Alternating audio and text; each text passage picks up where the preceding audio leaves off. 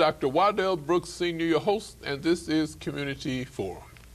This evening we're going to revisit the Haitian earthquake that took place January the 12th, 2010, 4:53 p.m. As a matter of fact, the earthquake only took 35 seconds, and we're going to be talking about the damage that happened at that time, over 3 years ago. We're talking with Reverend Jean Franco Valimar. He's a founder and pastor of the Hope for Haitian American Youth and Elderly, 1900 West Greenleaf, Chicago, Illinois. He has a master's in theology and also a master's in divinity. Good evening, Pastor Valimar. Good evening, Dr. Brooks. It's a pleasure to be here. Well, you're no stranger to a community forum. Each year you give us an update on the Haitian earthquake. For those that may not have seen you before, just give us a little bit about your personal and professional background. Sure. Again, I want to say thank you to you, Dr. Brooks, for inviting me here. My name is Jean F. Valdemar. That's French, Jean. Okay. Jean F. Valdemar, Franco.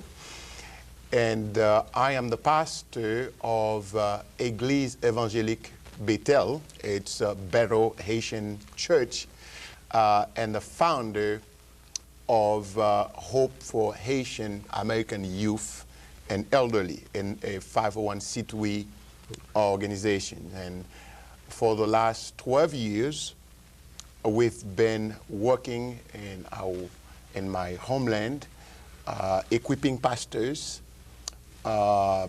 organizing a leadership training for the young people, and also my wife, as a nurse, organized health mobile clinics, and also we pay tuition for quite a few students in Haiti.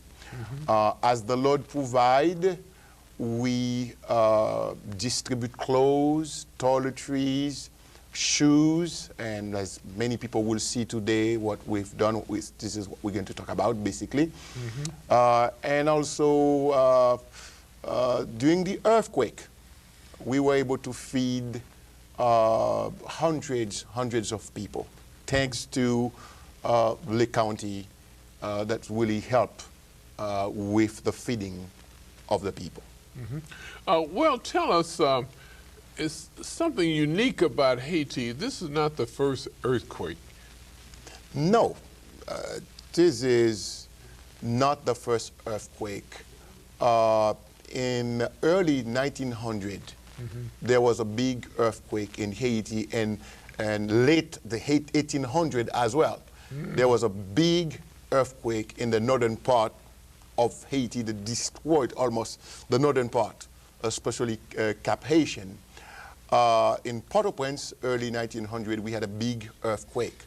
But the last few years, we've had a few minor ones, because Haiti is placed under what we call tectonic plates. So a lot of movements take place in the Caribbean, where Haiti is located. But the one that took place on January the 12th, 2010, was a big one, And as a matter of fact, as you know, I landed in Port-au-Prince that day. At 4 p.m., I landed in Port-au-Prince, and at 4:53, I was in front of the airport when the earthquake struck, and as a result, 300,000 people, almost 300,000 people. It might be more, it might be less. We don't know for sure, but that's the estimation. That's the international community, along with the government.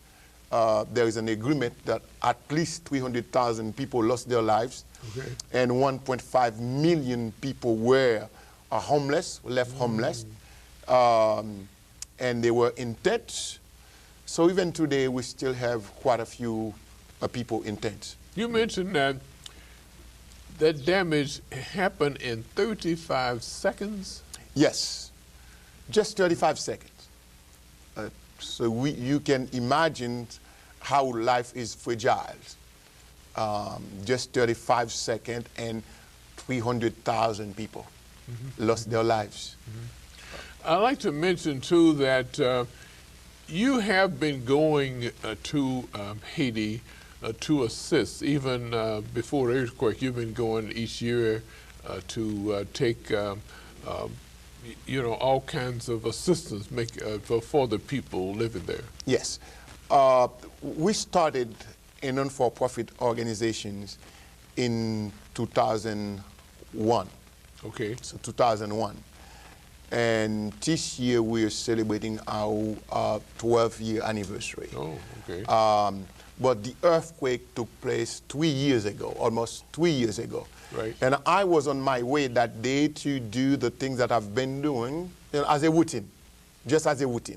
Okay. And it happened that it was in the Lord's plan for me to be there and to witness what the Haitian people had to go through. It was tough, and I am no better than those who lost their lives. It is a new lesson that I learned about God's mercy, about God's compassion. He will have mercy on whom he wants to have mercy. And that didn't stop me from going back to my country.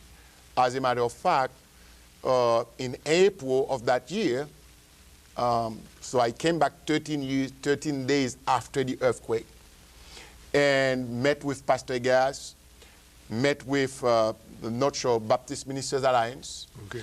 and a lot of other people. We organized a trip. April, Lake County gave $16,000, and Pastor Gas and I, we took that money to the people of Haiti. That's how we were able to feed, we were able to really help a lot of homeless. Now, most organizations, you send money to the organization and hope that they would get it to the proper people. It may have to go through the government, which may be a problem in getting it to the people. But you and Pastor Gas hand-carried the $16,000 to Haiti. Yes, and I think we did show the pictures of what delighted me the most was the fact that after the earthquake, a lot of poor merchants lost everything that they had. Yeah. And these people were selling candies to make a living. So we assessed each case. Those who were really in need. For instance, if we wanted to buy a corn, just a corn, we saw a merchant selling a few corns. We went to talk to him or talk to her, and took one corn and gave $200 American to that person, and we went away. Okay. Okay. So we didn't want a lot of people to see us. But can you imagine that you are selling corn and then someone come to you and bought just one corn and give you $200 American? So you would say, oh, God, or an angel, Okay. or some angels visited us today.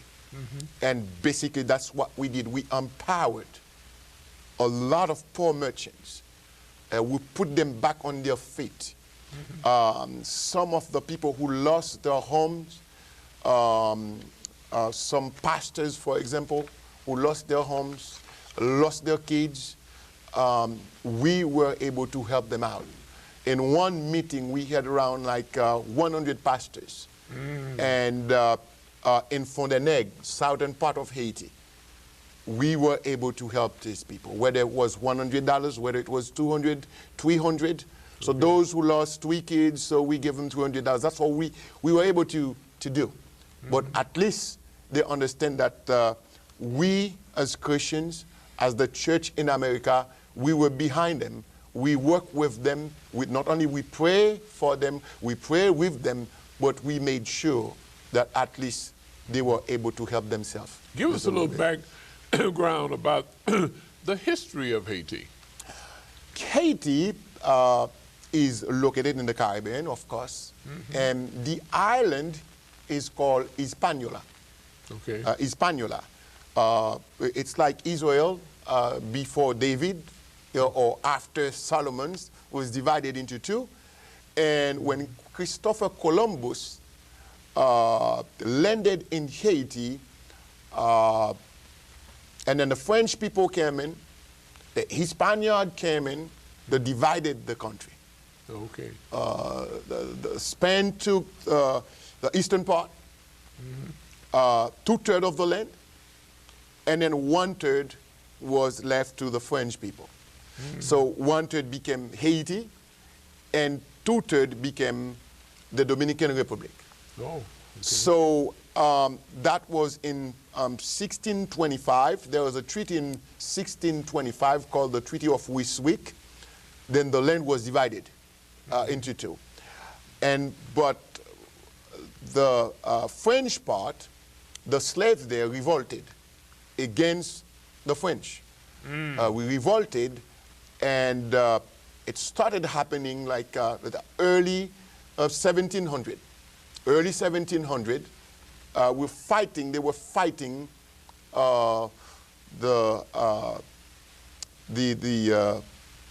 slave owners. And in 76, at 1801, we had a man by the name of Toussaint Louverture, a free slave. Historians classified him as the best Haitians ever known, the best Haitians, for how he were able to maneuver from Spain to France to Great Britain. He became a general in their army, and he organized the slave. But Napoleon, who was a traitor, was able to arrest him, took him to France, and put them in jail for the Jew. Before he died, he made a statement. He said, "You may kill me, kill my body, but one thing that I know for sure, the revolution, the Haitian revolutions, went too far to be stopped. No matter what, Haiti will be a free land." And that was just a few years. Guess what? In January 1st, 2004, Haiti became the first African American or black nation to be independent in the whole Western Hemisphere. Wow. And the whole America, second to the United States of America. Second to the United States of America. The United States took its independence in 1776. Yeah. Haiti in 1804. Okay. The second nation. But as you know, a bunch of slaves who were not well educated and were able to free the land, but the French people refused to acknowledge our independence. They refused to do so. And so they asked us to pay a lot of money in order to acknowledge our independence. So we paid what is the equivalent today of $13 billion. So that's the money that we pay French, what we could have invested in infrastructures.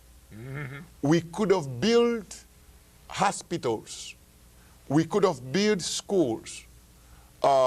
We could have built our country. But we had to pay them this money. So we're talking a bunch of slaves who did not have a lot. And today, I'm not making an excuse for where Haiti is, because no matter what, we could have been farther. But yet, it is one of the root causes of why Haiti is where it is today. And as we speak, Haiti ranked almost last in every category. Health-wise, education, economic-wise, same thing. But we're making progress. The progress is very slow, but we are getting there. And surely, I truly believe, Haiti someday will become a modern country. Okay, I'm going to fast forward this. I want to come back, but I want to fast forward to Haiti then and now. Yes. Yeah. So before the earthquake, basically, Haiti was ranked almost last in every category. Okay. So we know that. Okay. Now, when the earthquake struck Haiti, it made the matter worse. Okay. So we were last. And after the earthquake, so I don't know where we Okay. So it's even difficult to rank. Okay. We lost a lot of houses because these houses were built, you know, in such a way that there was no codes. We didn't respect the codes. Okay. And people who were fighting to survive. Okay. So we became basically in life support. We were in life support. And we've been in life support for a long time. Okay. We survived. But a lot of people who lost their homes, they went to camps, no electricity, Okay. no drinkable water, and how these people get health care, we don't know. Where they get their food, we don't know. But they survive because of people who are here in America, people who are in Canada and France and in the international community who decide to go and to help. But the help that we receive is basically for feeding. Of course, they fed a lot of people. But as you know, what Haiti needs the most, it's not the feeding. The feeding must be a part of it. It's like giving a fish to people on a daily basis. If we give a fish to people every day, we enslave them. We ensnare them. But you have to teach them. We have to teach them how to fish. And that's what Haiti needs the most today.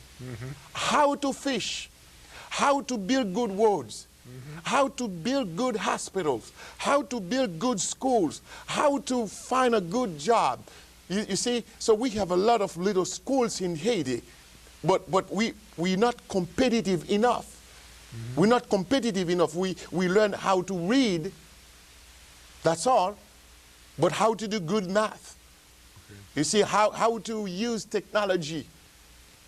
That's basically the problem, the struggle that we have today. Speaking of teaching and education, you're involved in a school in Haiti, too. You want to describe the school there? Yeah. When we first started, my mother-in-law in the southern part of Haiti created a school. That was 1996. Oh. And in 2001, I decided to join her. And that school went all the way from kindergarten to high school. Oh. And in the organizations, we were able to support 52 children. Wow. 52 children.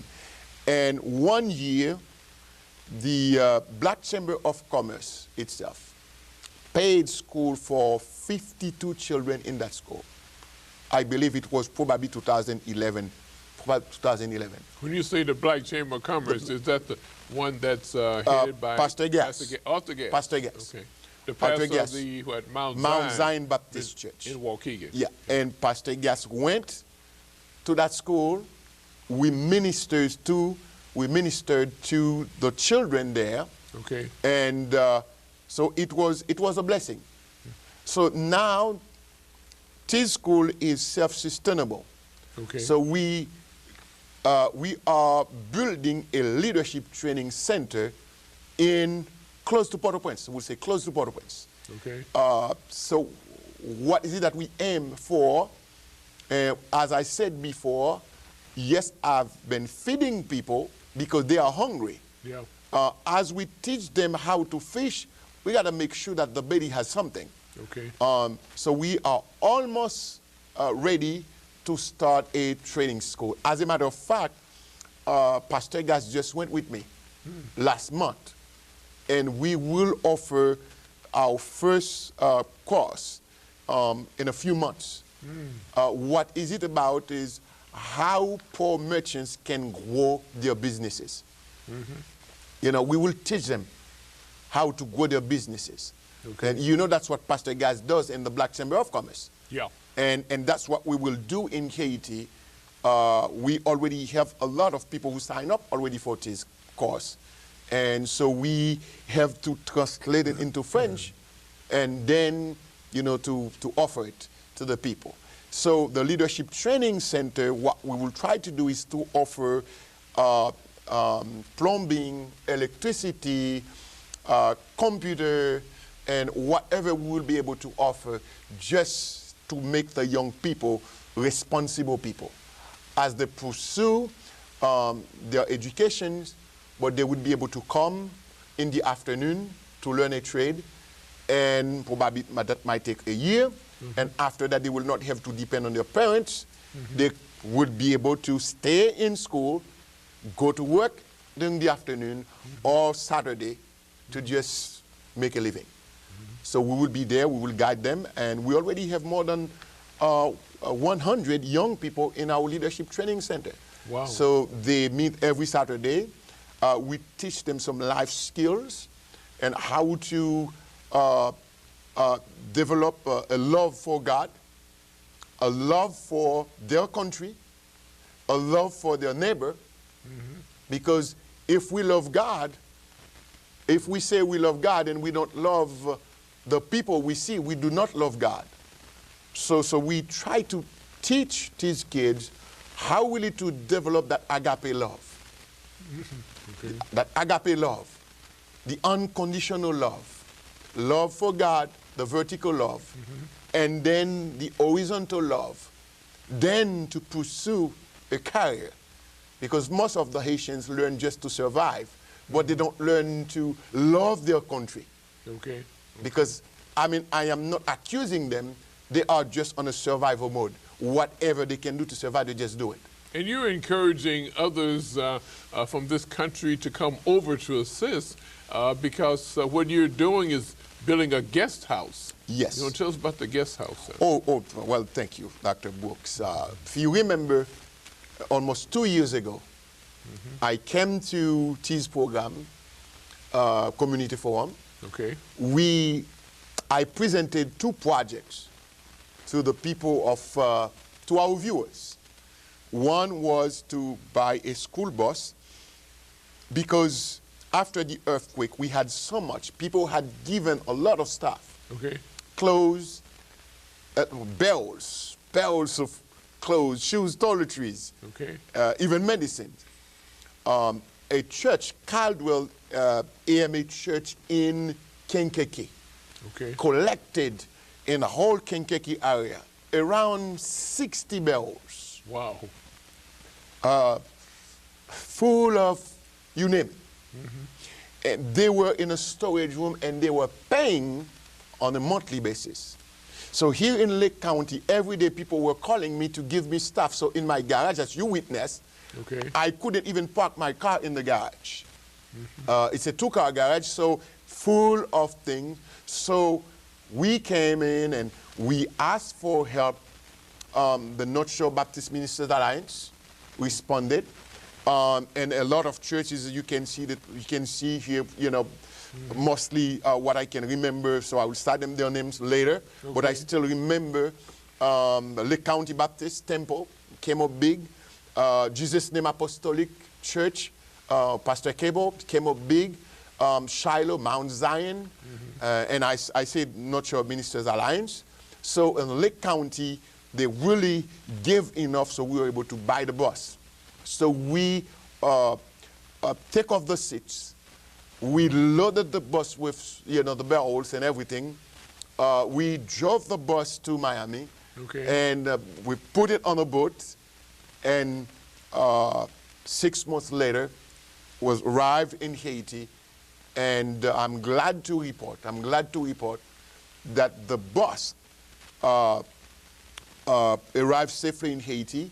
When we went there in July, we unloaded the bus. You'll be able to see quite a few pictures if possible. Okay. When we unloaded the bus, and sorted out all the shoes, all the clothes, all the toiletries, and we were able to distribute, give to the people in need. And then the other things that we asked for was to get some money to install a roof over our missionary guest house. Okay. And again, all these friends, all these churches here were able to give something. And by God's grace and mercy, not only the bus arrived in Haiti, we unloaded the bus, we distributed the goods, we were able to install the roof. And we don't have time to go through the challenging experiences that you had to get the bus. You had to buy 4 new tires on the way down, and so forth. So, but I don't want to. I want to mention when you start naming names. This complete that. You mentioned the Lake County Baptist School and Temple, Jesus Name Apostolic Church, Faith Bible Church, Shallow Baptist Church, Berean Baptist Church, Mount Zion Baptist Church, and Waukegan.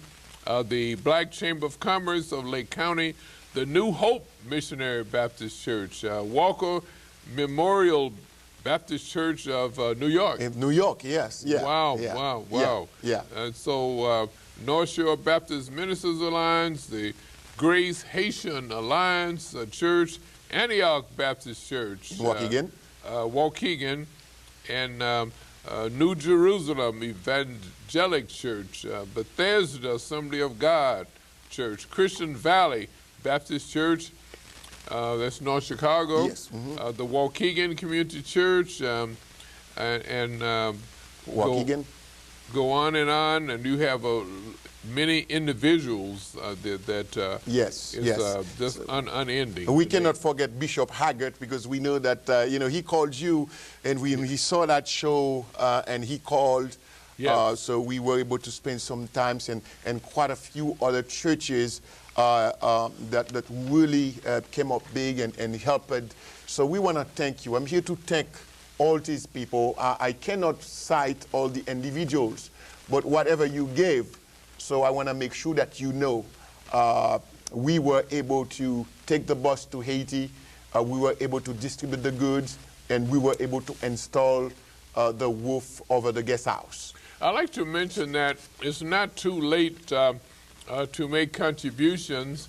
In the people that are watching this program, if you want to make donations to continue this ministry in Haiti, because in Haiti, people are still living under tents, right? Yes. And we want to cover that. But who would they send the donations to? Hopefully I can put that on the screen. Yes. And we may just mention. You can make a check out to Hohaye, H-O-H-A-Y-E. It is an acronym for Hope for Haitian American Youth and Elderly.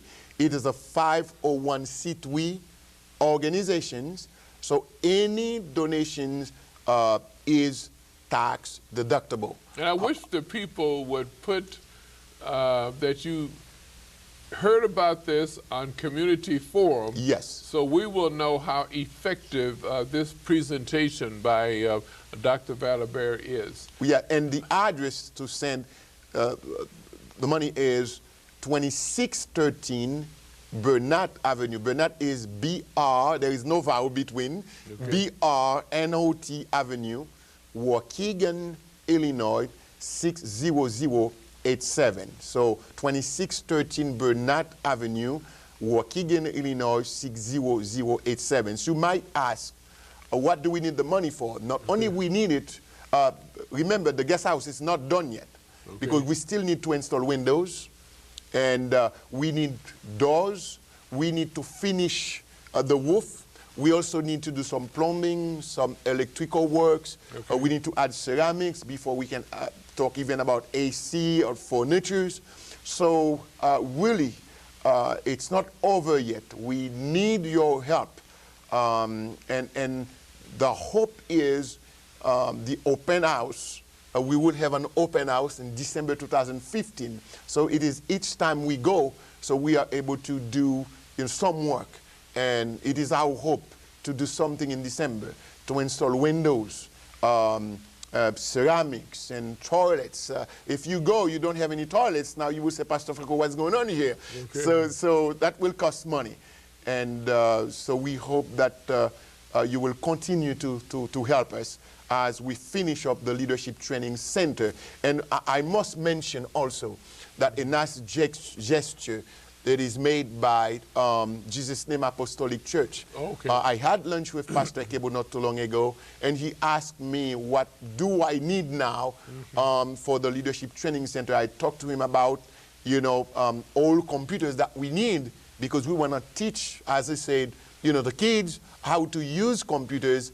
And he made a phone call, and right away he told me, you're going to have 20 computers. So thank you to Pastor Cable. And as a matter of fact, you know that we were going to have a program, the Haiti Lake County Day, on September the 21st, to celebrate and to thank people like we did last year. But unfortunately, in the Haitian community, we just had quite a few tragedies, Dr. Brooks. It is impossible to celebrate while fellow Haitians, are mourning, and friends of mine are mourning tragic death in their family. So we postpone the celebration for another time. So we will not be able to celebrate on September the 21st, but we will let you know when we will have that celebration at Jesus' Name Apostolic Church.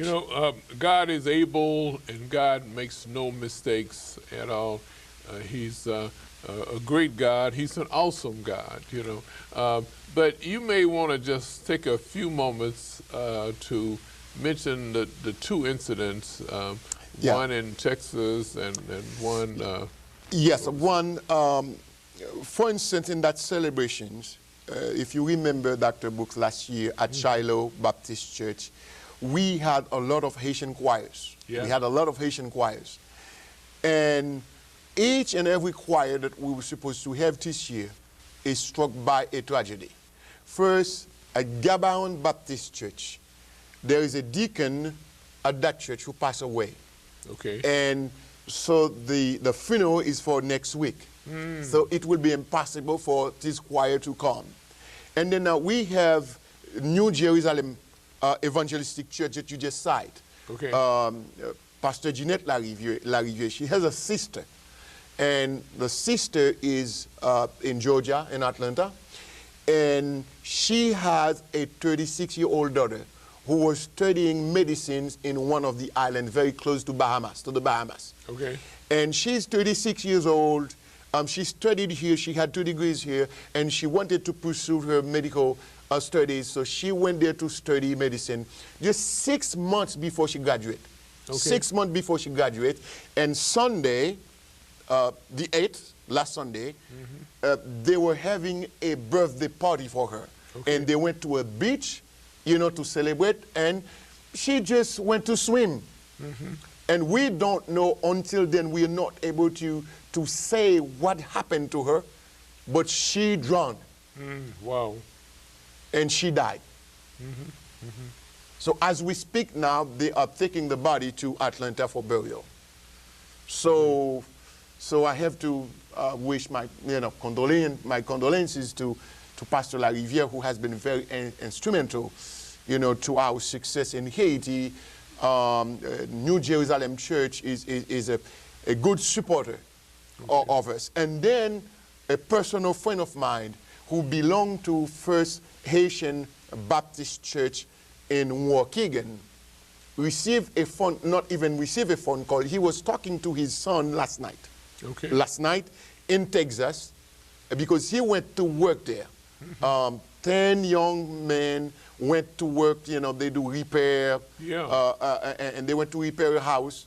9 of them decided to go back, to come back here to Illinois, to Evanston, and then he decided to stay just to find other jobs. Yeah. And then last night, which today is basically Tuesday, and Monday night, last night, 11 p.m., as he was walking through a motel, he got shot. Oh, my He got shot. And so Evanston police went to his house this morning to tell him, to give him the news. Wow. It was 11 p.m. He was talking to his son last night. And this morning, he received the news. Another church where Pastor Daniel Dumont is the pastor, good friend of ours, his church was going to participate in the event, so they too, they are mourning. So it's impossible to have that celebration next week. It is impossible. Well, definitely our condolences are to both families, Yes. no doubt. You know, we talked about the conditions now and then in Haiti. We talked about the living conditions that are still. So it's not too late to continue providing donations. No, not at all. And I am so grateful to you, Dr. Brooks, because you are just among the few people who keep the ball rolling. You know, right now, all the eyes are on Syria. Okay. And rightly so. Don't get me wrong. People are dying there, and the international community is preoccupied by what is going on in the Middle East. Okay. But Haiti is located at 600 miles south of Florida. 600 miles south of Florida. Okay. And to be in the situation that we are in right now, it is so easy to go to Haiti to start a factory and to give people jobs. Okay. It's so easy. Haiti is virgin. All the problems, it wasn't, actually, I was talking to Fred.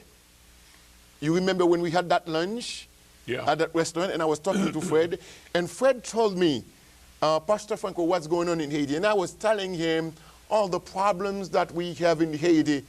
He said, well, Pastor Franco, I'm hearing all these problems provide opportunities for other people to come and make a difference. Okay. I said, yes, that is so true. So I'm not here to complain, but I'm here to tell you, my friends, that Haiti offers a lot of opportunities. Whatever you decide to do, there is place for it. You want to open a school in Haiti, it will be welcome. You want to go offer your help in a hospital, you will be welcome. You want to start a nursing school, it will be welcome. You want to start a trade school, it will be. You want to open a church, no matter what you want to do, there is a place for it. So therefore, all you have to remember, as we feed people, as we give them a fish, we need to keep in mind that we need to teach the Haitian people how to learn how to fish themselves so they become responsible citizens. That's how we're going to make a difference, when we teach them how to make a good living. So therefore, yes, it's not too late. People are under tents. They are dying of diseases. Cholera is still rampant. It's still killing people there. There is no electricity there. It is hot. And the hurricane season is right at the corner.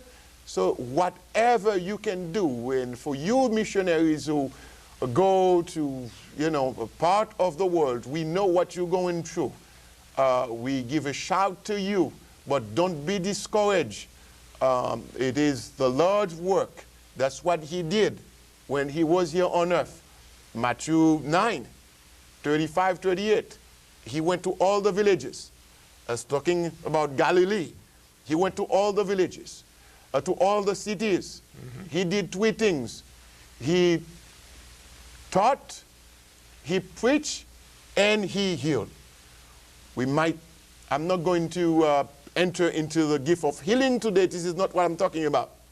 But I'm sure that God has a special way of teaching us how to heal people. When I go to Haiti, I'm sure I'm involved in healing. When I said healing, when I feed God's people, you know, this is healing. You see, so if I give medicines to someone who is sick, I am engaged in healing. So you have to understand what the Lord did. We're not Jesus, but we're his disciples. We are believers. We must do three things. We must teach, we must preach, we must heal. That's what we call holistic ministry. We mentioned about the many challenging experiences that are still faced by Haitians because they're still over 3 years later, they're still sleeping under tents. And you mentioned about the problem of drinking water and so forth. So there's a need for doctors and nurses, technicians, hygienists, and so to go over. We met a family that going over to Jacmel, Haiti. Yeah, the doctor? Yeah, he's going to, he left already. Was that Africa or was that Haiti? He's going to Haiti? Isn't it the doctor that we had the show with? Yeah. Yeah, he went to Haiti. The whole family. The whole family. He has three children and his wife. I think he's a surgeon. Yeah. And he is now in Jacmel. Okay. He has a school. He has opened up a clinic, and he is doing very well. So that's not too far from where you live at Haiti. It's around 75 kilometers, would say 50 miles. We are 50 miles apart. Wow. Yeah, they're 50 miles apart. But you know, Haiti, everywhere you go, there are needs. There are needs there. Yeah. So everywhere you go, there will be a need. And, you know, if you want to talk to me, if you want to go visit, you want to do some work, I'll be more than happy to talk to you. I have a website. You can visit my website. It's www.hohaye.org, and you will be able to see the work that we do. We update it on a consistent basis and constant basis. If you want to contact me, you can do it via email. My email is hohaye, Hohaye @gmail.com, or you can call me at 224-772-7379. You can call Dr. Brooks. You can talk to Dr. Brooks, and he will be more than happy to give you my phone number and all you need, so that together we can make a difference. I will not be able to do it, you know, alone, but with your help, I will be able to continue to work in Haiti. We was hoping that the slides would be shown on the screen about the buses and about the conditions in Haiti, and hopefully it'll be coming up soon. But while they're working on that, you mentioned about employment, I guess, and the need for factories and so forth to be over there. The people on the street just selling candy, penny candy. What about tourism now? Is tourism? Well, tourism is used to be one of the major source of income for Haiti. Okay. And the last 20 years, we have not been very successful. Okay. Due to civil unrest, and people are afraid, and rightly so. But the government that is in place now is doing its best. Its best to make Haiti a safer place for people to come and to enjoy. Something that people may not realize, former President Bill Clinton, you know, people don't know, maybe you know, he Haiti was the place that he went for his honeymoon. Ah. That's why he likes Haiti so much. Okay. So Hillary and Bill, they went to Haiti for their honeymoon, and ever since, even when Haiti was in a terrible shape, so they still went to Haiti, so many times. So now, you know, President Clinton is involved in the rebuilding of the country. So what I mean, that tourism used to be a major source of income. But for the last 20 years, as I said, it hasn't been good because people are afraid that something will happen to them. But today, the government work closely with the international community. Haiti is building now more than 3 5-star hotels. Wow. 5-star hotels, state of the art. One in Pétionville, one in Jacmel, and one in Port-au-Prince. And I'm sure they are building more and more and more. They are building roads, so they are doing their best. And we hope that pretty soon people will go back to Haiti to enjoy some nice beaches, some nice weather, although the summer was very hot. But it won't stay like this, and I am sure that tourism will be in the future a major part of Haiti's income. What do you account for the recovery being so slow? Is that, you mentioned as the haves and the have-nots, and the government is, you know, why they're moving so slow and trying to rehabilitate Haiti? Well, Haiti was not equipped to deal with this major disaster. Okay. And even in the U.S., we take Katrina. Okay. This morning in NPR, I was listening to what happened to a hospital when they were trying to evacuate that hospital. Okay. And doctors and nurses had to make hard choices. Who to take first? Who should leave last? And in the midst of it, some people lost their lives. Okay. We didn't have heavy tools, heavy equipment to deal with such a major disaster.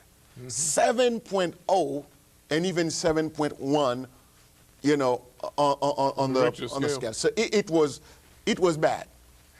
It took so long to clear the wobbles. Okay. So a lot of houses. So what the government, you know, should have done then was to ask for heavy equipment, heavy tools to come in the country and to help clear the wobbles. So even the National Palace still not rebuilt, Okay. It took so long to get all the wobbles out. So now I can say that probably 80 to 85% of the wobbles have been cleared, and they are ready for, you know, rebuilding. And again, it's going to take a long time because of equipment, of tools. You're talking about a country that was last in every category, were trying to survive, and did not even foresee such a major disaster. Yeah. And Mother Nature is a respecter of nobody, and we don't know when it's going to strike, or we don't know what's going to happen tomorrow. And I hope that we are inculcated a good lessons, a lessons of leadership, so it's not when things happen that, you know, we're trying to find out, you know, what to do. We should always have a plan, whether plan A, plan B, even plan C, just in case. No one is immune from major disaster. So it's a hard lesson that we had to learn. And I hope next time we will be better prepared to deal. We hope that doesn't happen. But as I said, nature strikes at any moment, anytime, anywhere. So that's the reason I believe that it takes so long for Haiti to recover from this major disaster. We've had many disasters here in this country. You mentioned Katrina, yes, in New Orleans, and they're still recovering by the, I guess the FEMA, they didn't operate fast enough. And just recently, Irene went on the East Coast. Exactly. And I'm sure they're still recovering too. So you never know when a disaster may occur. Yes. But as a people, then we are our brother's keeper. And I have to applaud you and Reverend Gass for taking your time to go down personally. And not only you took supplies down, the bus. Yes. The bus, you talked about the challenging experience you had with the bus getting there. It took how long? About several months? Almost 6 months. 6 months to get the bus there. Yes, 6 months. I know it was greatly welcomed there. But not only you took supplies, but you had revivals, preaching and church down there too. Well, you cannot give physical food without giving the real food, which is the spiritual one. Okay. And each time I take Pastor Gass there, we go to a church to make sure that, he preached. And last time he went with me, I think we went to 4 different churches to preach the word. And people accepted Christ. And I am so grateful, Pastor Gass. This is the 3rd time already. Third times already.